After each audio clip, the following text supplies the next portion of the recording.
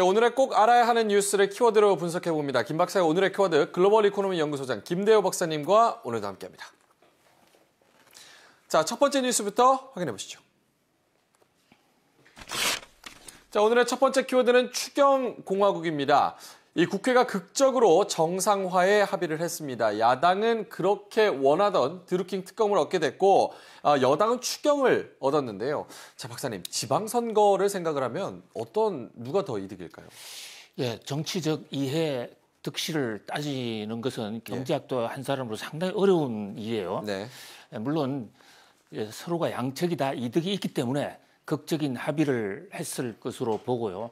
특히 파탄으로 치닫는 것보다는 40여일 만에라도 극적으로 타협하는 모습이 그나마 국민들에게 마지막 희망, 안도를 줬다라는 점에서 일단 다행이라고 생각을 합니다.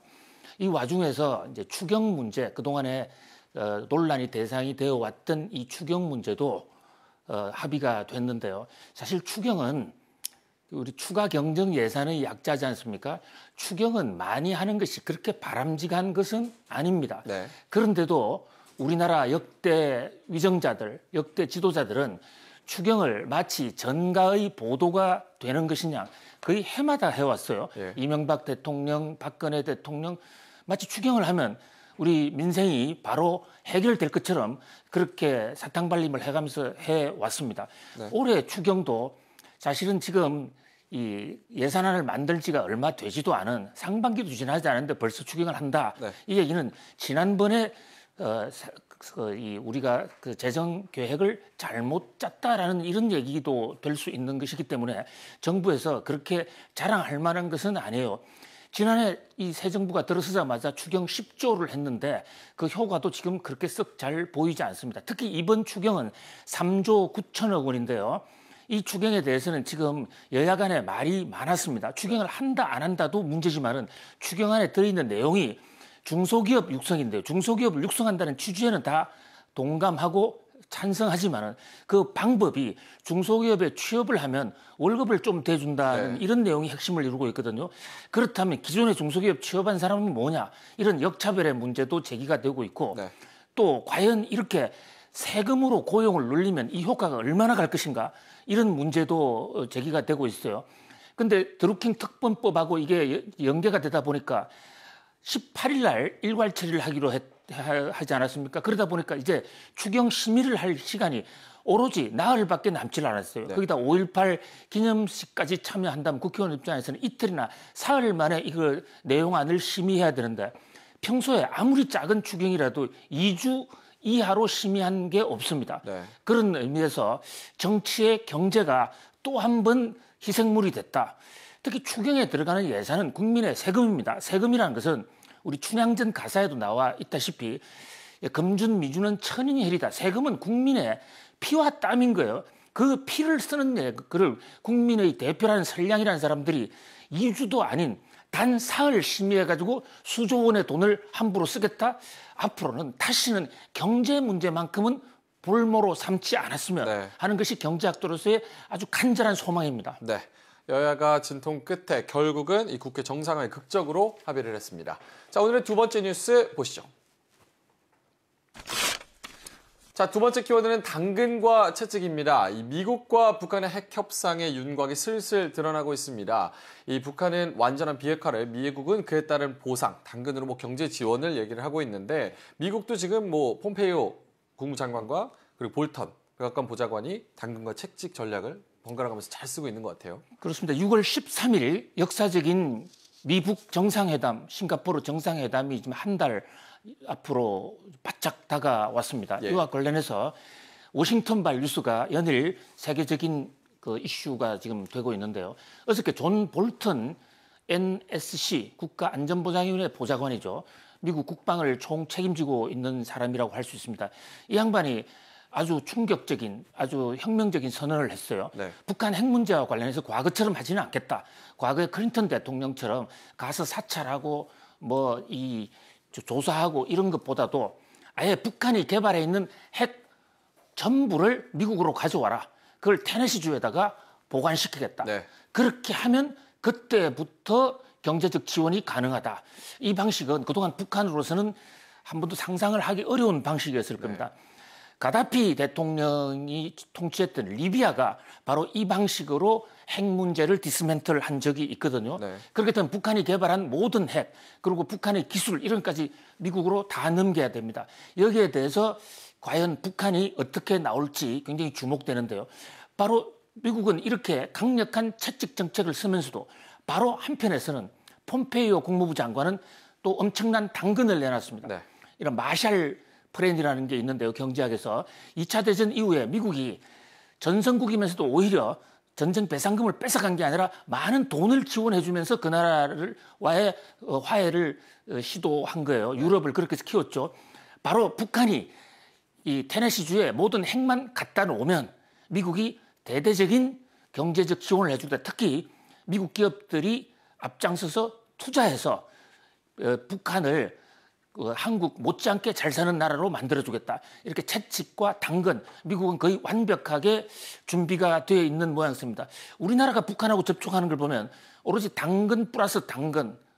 에 반해서 미국은 당근과 채찍 정책을 적절하게 사용하고 있지 않냐. 그러나 문제는 북한이 만약에 이 핵을 전부 다 가지고 않고 일부를 숨겨두면 어떡하느냐. 그런 문제는 여전히 과제로 남습니다. 자, 북미 정상회담을 앞두고 계속해서 빅픽처의 디테일들이 나오고 있습니다. 자, 세 번째 뉴스 확인하시죠. 자, 오늘의 세 번째 키워드는 문 대통령 특별 지시입니다. 이 문재인 대통령이 불법 해외 은닉 재산은 반드시 환수하겠다면서 이 조사단 설치를 지시를 했습니다. 이 지시, 이명박 전 대통령이나 최순실 아니면 한진그룹 조양호 회장을 겨냥한 것이다. 여러 가지 얘기가 있지만 사실은 이분들에만 국한된 게 아니고 고구마 줄기처럼 엮여 나올 분들 굉장히 많죠. 예, 어저께 문재인 대통령이 청와대 수보회의라는 걸 했습니다. 수보회의라는 것은 일반인들은 좀 알려져 있지 않지만 청와대 사람들한테는 가장 중요한 회의들 수석 비서관과 보좌관들 회의다. 근데 여기서 문재인 대통령이 작심한 듯이 발언을 하셨어요. 평소에 문 대통령 성격이 굉장히 인자하고 온화합니다. 그래서 최근에 이렇게 강경한 톤으로 말씀하시는 것은 상당히 이례적인데요. 어저께 바로 은닉 재산을 환수하라. 아주 강경한 지시를 하셨어요. 그래서 문 대통령 특별 지시, 특명이 떨어졌다. 이렇게 관가에서는 이렇게 받아들이고 있습니다.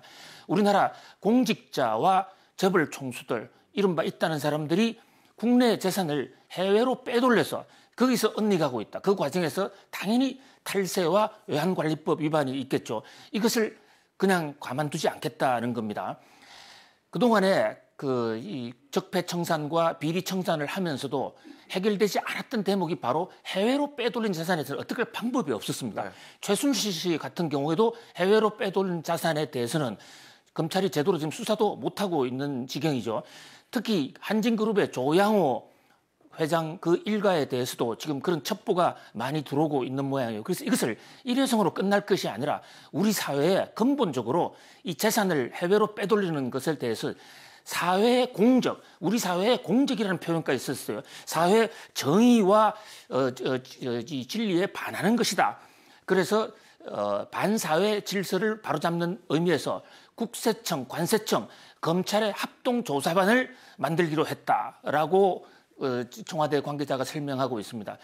특히 우리나라 조세 회피 지역에 우리나라 재벌 총수들의 엄청난 재산이 지금 빠져 있는가 하면 저도 해외 생활을 해보면 해외의 많은 골프장이 국내 권력자들이 은퇴해서 거기서 수십억 달러의 수백억 달러의 재산을 보유하면서 호의호식하는 장면을 본 적이 있습니다.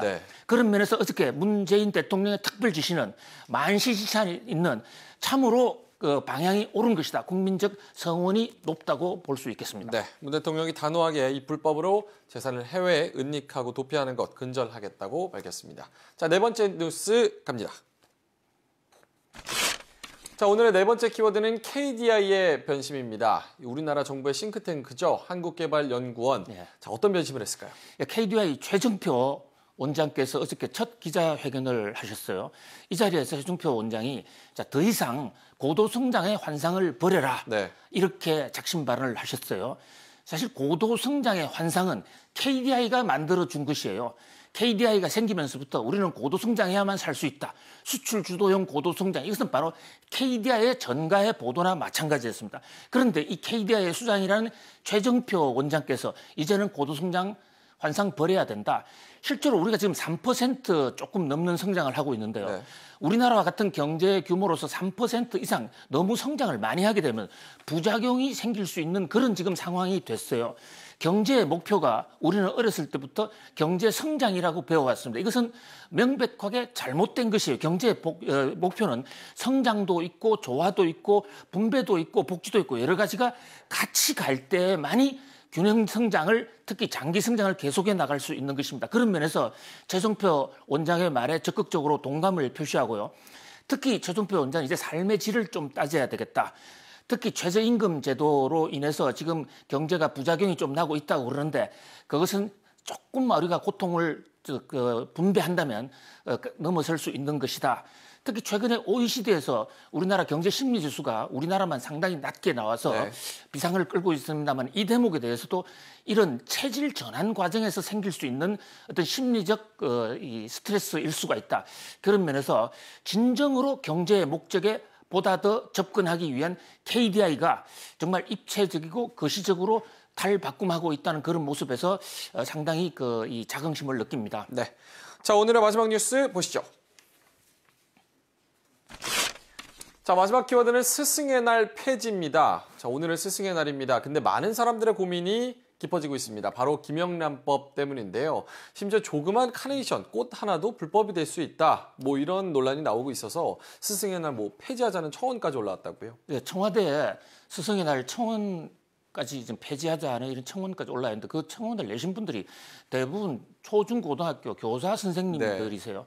참 마음이 아픈 이 현상이라 하지 않을 수 없습니다. 사실 우리나라의 미래는 학자들이 만드는 것도 아니고 정치인들이 만드는 것도 아니고 바로 이런 음지에서 어린 제목들을 키우는 새싹들을 키우는 이런 선생님들이 아닐까 생각합니다. 이 선생님들한테 따뜻한 위로의 말씀과 감사의 뜻은 표시는 못할 망정 김영란법이 들어서면서 선생님들 가슴에 상처를 주는 그런 일이 왕왕 있습니다. 마치 선생님들이 카네이션을 받기 위해서 선생님 제자들을 가르치는 것처럼 지금 오인이 되고 있기 때문이죠. 그러니까 특히 국민권익위원회에서 학생 대표가 공적인 자리에서 주는 카네이션은 되고 나머지는 안 된다. 네. 이렇게 구체적으로까지 개입을 하면서 교사들의 자존심에 좀 상처를 준 것이 아닌가 싶어요. 김영란법의 취지는 많은 교사들이 다 공감을 하고 있어요. 그러나 사법부의 일각에서는 검사들이나 판사들에게 준 수백억 뇌물에 대해서는 무죄 처리를 하면서 카네이션을 달아라 마라. 그런 다른 방식까지 선생님들한테 이렇게 지시한다는 것은 이것은 대단히 선생님들의 인권을 무시하는 것이다. 그래서 지금부터라도 그 김영란법의 취지는 인정하더라도 서성의 그 존경심을 그 경외심을 가질 수 있는 그런 우리 사회적 풍토가 조성이 돼야 되겠다 그런 생각입니다. 사실 스승의 날은 강경여고 한 여고생이 만든 거예요. 그 아픈 스승님들을 위로해주는 그런 장면을 보고 그것을 적십자사가 세종대왕 기념일을 세종대왕 탄신일을 스승의 날로 만드는 겁니다. 세종대왕이 이 나라의 가장 큰 스승이다. 스승들이 가장 듣고 싶은 것은 카네이션도 아니고 돈도 아니고 오로지 딱 하나입니다. 존경합니다. 한 말씀. 감사합니다. 그것으로서 스승의 날을 오늘 보냈으면 하는 그런 마음 간절합니다. 네. 자, 김 박사의 오늘의 키워드 5가지 알아봤습니다. 추경공화국, 당근과 채찍, 문 대통령 특별지시, KDI 변심, 스승의 날 폐지까지 짚어봤습니다. 글로벌 이코노미 연구소장 김대호 박사님과 오늘도 함께했습니다.